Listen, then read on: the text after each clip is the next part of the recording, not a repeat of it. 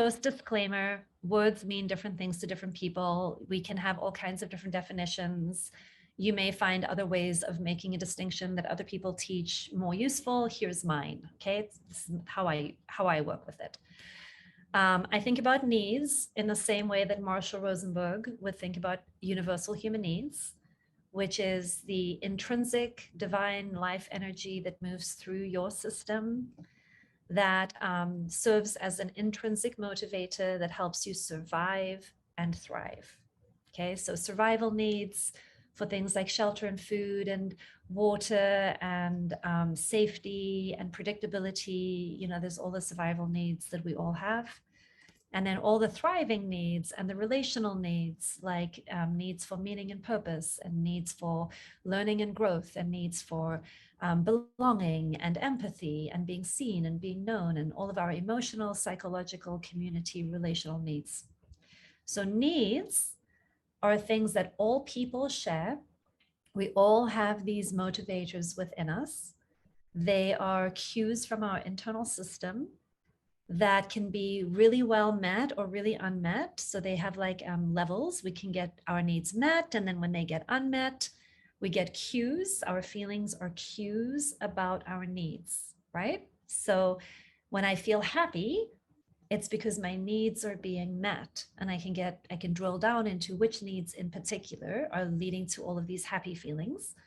And when I'm feeling unhappy, it's often a cue that there are certain needs of mine that are not being met, and I want to drill down and figure out which needs are not being met.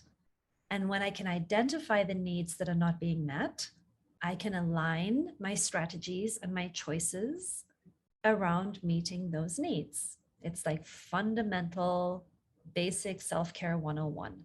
When I know what I'm needing, I know how to align my attention, my intention, my choices, my behaviors, my thinking, my decisions around that which serves my well-being. So universal human needs, as Marshall would talk about them, are those things that we share with all people. So a 6-month infant and a 99-year-old wise elder would have exactly the same needs. So they are independent of culture, they're independent of identity factors, they're independent of time and history. They are sort of divine life energy. That's how Marshall would talk about them. I like that. If you don't like the divine part, you can drop it. It's like your intrinsic motivators, okay? Part of your inherent GPS. So that's how we think about universal human needs. When I'm talking about values, which is what we talked about in the membership in January, but I'll clarify here because I know it was on that YouTube video. So when I'm talking about values, I'm talking about your personality in regard to those needs. So where the needs are essential and the same for everybody, we all have a need to be seen and heard, or we all have a need for food.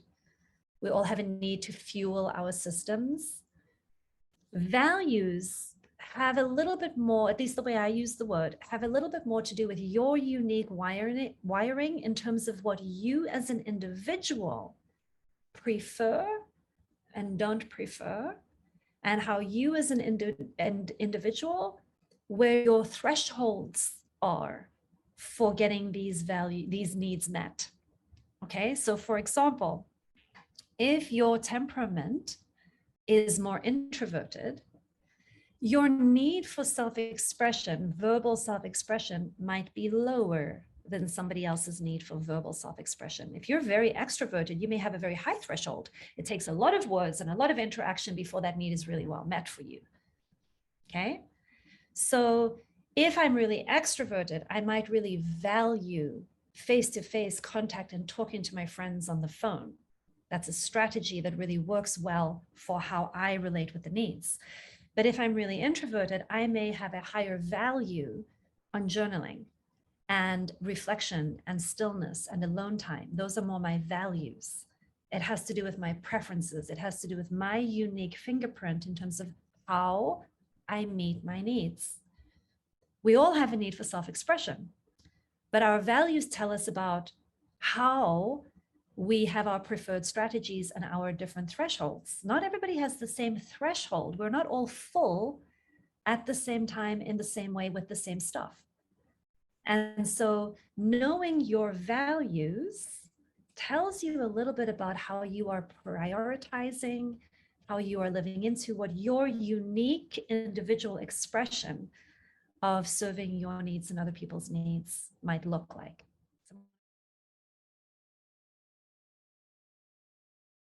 Yep. So my values, my strategies, the strategies that I'm using to meet my needs can tell me a lot about my values. My values can be really different from other people's values. So for example, I really value growth and transformation. That is something that brings me alive. It energizes me in a very particular way. So the way that I meet my needs is heavily informed by my value of growth and transformation, right down to the fact that I grow houseplants and I have a jungle in my house because I value growth. Okay. And I have a preference for the strategy of houseplants to meet that need, right? Somebody else may really value growth and be an economist who studies economic systems that lead to life-affirming growth, and they really value economies and money and accounting, and they express it in a really different way because their values aren't in living things, but more in economic structures. Another reason why I think some of this can be important is that we all have a need for predictability. But some of us get more attached to or value predictability more than others. Well, some of us have a higher threshold for how much predictability they need in order to meet their needs for safety, right? So we want to be careful when we're living open-heartedly, or when you're living wholeheartedly, or when you're trying to live a non-violent life or a compassion-based life, or whatever it is that you know, that works for you, that we're not projecting our values on other people. And also, one of the things that can happen is that we can get really out of touch with our own values by introjecting other people's values and living from a place of should, that I should value blah, blah, blah, blah, blah, because other people do.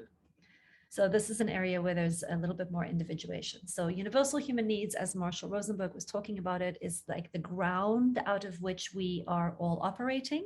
It's a place of deep shared humanity. But our expression of that is informed by a lot more complexity than just the intrinsic motivator.